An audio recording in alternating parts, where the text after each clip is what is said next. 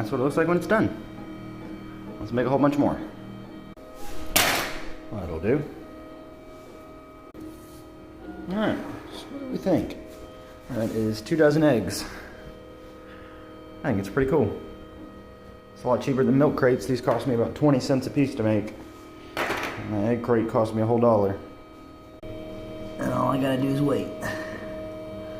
And wait and wait and wait. Got about 2 hours left.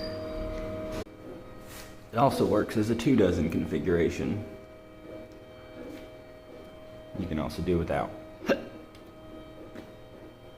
Pretty cool.